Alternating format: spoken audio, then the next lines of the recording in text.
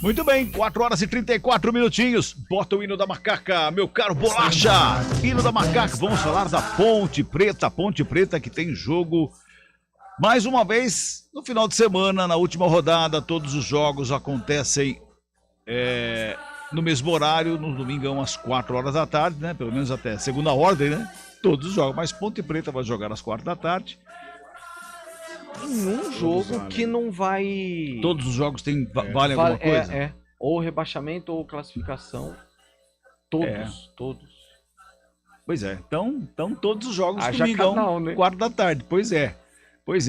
Nós estaremos aqui com os nossos dois canais, levando os dois jogos. Exatamente. Certo, Pio? Exatamente, certíssimo. Muito bem. Vou falar da Ponte Preta, que foi goleada pelo Corinthians. Torcedor da Ponte Preta, já uma parte da torcida ponte pretana já está conformada, inclusive, com um possível rebaixamento aí da Ponte Preta para a Série A2. E na última rodada a Ponte Preta tem que fazer contas, né? Como vem fazendo contas já há pelo menos 3 rodadas a Ponte Preta. Só que até aqui, em todas essas rodadas aí, as contas feitas não bateram, né? Agora essa última rodada é definitiva, é a derradeira. Se não bater essa, Pio, a Série A2 está aí. A Série A2 está aí batendo a porta. E ontem já começou, né, a torcida da Ponte. Porque se o Santos tivesse vencido o Palmeiras ontem, já era menos um time lutando contra o rebaixamento. E aí a Ferroviária, se ganhasse do Santos no meio de semana, a Ponte poderia ser rebaixada já na quinta-feira. Poderia não, ela seria rebaixada nesse conjunto aí já na quinta-feira, antes de chegar no final de semana. Então ontem, pelo menos, o torcedor da Ponte viu 1-0 do Palmeiras valer demais, porque ainda são 2 times lutando contra o rebaixamento, além da Ponte, obviamente, Ferroviária e Santos. Por que o Água Santa não briga? Até briga, mas a situação é a seguinte, né, Cabelo? É praticamente impossível, porque a Ponte pode chegar a 11. O Água Santa tem 11. Se o Água Santa perder, ele fica com 3 vitórias. A Ponte, se vencer, chegaria a 3 vitórias. Só que o saldo do Água Santa nesse momento é de menos 3. E da Ponte é de menos 13. Então a Ponte teria que fazer um 5-0 no Ituano e o Água Santa perder de 6-0. Ou seja, para tirar essa diferença de 10. Na atual conjuntura santista ainda é pior ainda. É praticamente impossível. Então o Água Santa a gente já pode colocar aí como livre do rebaixamento. No meio de semana, Ferroviária e Santos se enfrentam naquele jogo atrasado. Se os dois empatarem, tanto o Santos quanto o Ferroviária ficam com 11 pontos e com 2 vitórias. E aí, qualquer um deles que perder e a Ponte vencer, a Ponte escapa. Sim. Então, esse é o melhor resultado. Ferroviária e Santos, empate. Porque aí os dois chegam correndo risco. Exatamente. Aí a Ponte joga por 3 resultados. A vitória dela e derrota de Santos ou de Ferroviária. Se um dos dois vencer, Santos ou Ferroviária, aí a Ponte vai lutar só contra o perdedor.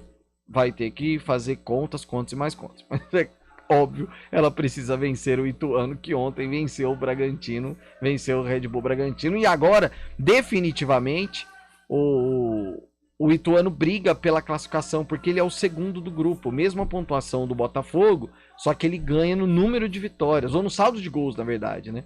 O saldo de gols do Ituano é melhor, por isso ele está na segunda posição. Exato. Ele depende só dele. Se ele vencer, óbvio que se o Botafogo fizer uma goleada, saldo de gols, aquela coisa toda. Mas essa é a conta da macaca. Ainda falando da derrota da Ponte diante do Corinthians no último sábado, o Hélio dos Anjos analisou a derrota, pediu desculpas, inclusive, para o torcedor ponte-pretano pela forma com que a macaca perdeu lá na Arena, em São Paulo.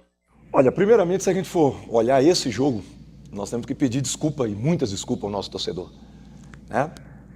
Eu vejo o histórico da Ponte Preta de muita luta, de muita competitividade. Eu não gostei do nível de competitividade que nós tivemos em campo, não é isso? Então foi um jogo que nós temos que pedir desculpa à torcida da Ponte Preta e temos que fazer com que toda essa semana nós sejamos fortes, capazes e sempre contando com o torcedor do nosso lado. Eu acho que é um momento que todos feridos, a torcida mais ainda, mas a Ponte necessita do seu torcedor. Esses jogadores necessitam, num momento como esse, naturalmente, para decidir, é de um apoio.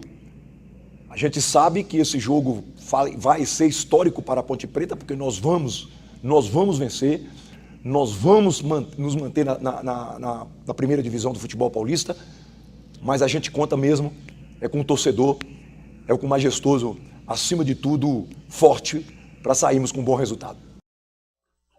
E é o Moisés Lucarelli, que a gente aguarda no meio da semana aí se a diretoria da Ponte vai fazer alguma promoção ou não, aquela coisa, mas a Ponte fez aquele Ponte Pass. Talvez não fosse nem justo com o torcedor que adquiriu, né, o Ponte Pass, que era aquele para ter o acesso a todos os jogos do Moisés Lucarelli, chegar na última rodada e fazer uma promoção também. Se bem que acho que o torcedor também não vai ligar muito para isso, né? Quer encher o Majestoso e empurrar a Ponte, se ainda tiver, né, a empolgação de encher o Majestoso. De certa forma, domingo, 4 da tarde, sem Kevin, expulso, contra... Aliás, uma jogada esquisita pra caramba, né? Que o cartão amarelo, depois o vermelho, foi pro... João Pedro, ia falar Pedro Júnior. Foi pro João Pedro. Ele deu... O que eu não entendi foi, ele deu o amarelo, depois o vermelho. O João Pedro já tinha o cartão amarelo. Sim. Então, ok. Ele foi no VAR e viu que, na verdade, quem fez a falta não foi o João Pedro, foi o Kevin. Mas assim... Ele deu só vermelho. Aí ele deu o vermelho direto. Mas não era jogada para amarelo? Se ele deu o amarelo pro João Pedro? Porque assim, a única diferença... Então pode ser que no VAR ele viu alguma coisa diferente que foi vermelho direto. Mas assim, os dois ergueram o pé igualzinho, parecia espelho assim, o Kevin e o João Pedro, parecia um espelho. Um lado do outro. Se a jogada era para cartão amarelo pro João Pedro, por que pro Kevin era vermelho? Isso. Eu vou pegar a súmula aqui, vou ver o que ele colocou lá. Aí. Mas estranho. Carlão, a Ponte teve chance de vencer. Botafogo em casa, perdeu.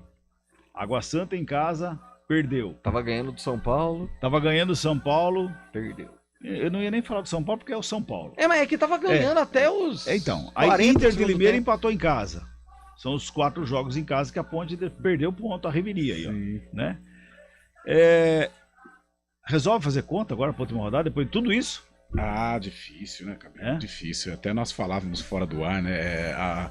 A missão do treinador de futebol para ir dar entrevista, né, no momento de derrota. Imagina o Hélio dos Anjos, já consagrado, com um currículo vasto, ter que ficar pensando o que ele vai falar depois do que aconteceu no sábado, né? Não pela derrota, mas a maneira como a Ponte não competiu, né? Então aí fica, toda rodada é desculpa atrás de desculpa. Na última semana o Dedé assumiu a responsabilidade, semana anterior o Moisés Ribeiro assumiu a responsabilidade, dessa vez o Hélio assume a responsabilidade, mas não adianta nada, né? Assumir a responsabilidade, o que vai adiantar? Vai somar ponto na tabela. O time tá caindo. E também o que a gente vai exigir do Hélio, né? Falando agora, o que a gente vai exigir do Hélio? Ele tem menos culpa. Então é todo um contexto que corrobora para a Ponte estar nessa situação. Com relação ao jogo do Corinthians, não teve, né? Foi um treino, né? Foi um treino. E até mais uma vez o bate-papo nosso de cafezinho, poxa, eu acompanhando a partida e o Casagrande, que é o comentarista da Globo, nem participa do nosso dia a dia, nem sabe o que acontece na Ponte Preta. Ele falou, a hora que ele falou isso, eu fiquei assim, olha que ponto a Ponte chegou. Ele falou assim, eu nunca vi uma Ponte Preta tão fragilizada desse jeito. E olha que a Ponte já teve, né, muito time complicado. Mas é um momento terrível, né? Como eu venho falando aqui, matematicamente, o Hélio tem que acreditar, o torcedor tem que acreditar, mas se você pensar, qual que é o indício que a Ponte Preta dá que ela vai ganhar do Ituano? Nenhum, né? Você apresentou um retrospecto aí que se encaixa perfeitamente nesse meu pensamento. Não é nem pessimista, é um pensamento realista. Eu sou realista de acordo com o que a Ponte apresenta. O que eu posso falar para o torcedor? Como que a Ponte vai ganhar do Ituano? Não. O Ituano faz uma baita campanha, Mazola Júnior fazendo um trabalho sensacional.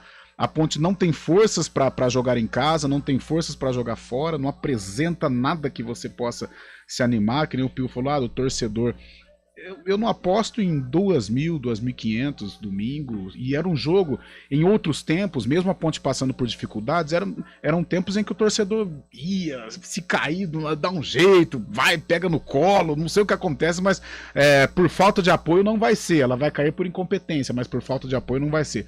Mas dessa vez nem o torcedor tem força, Cabela.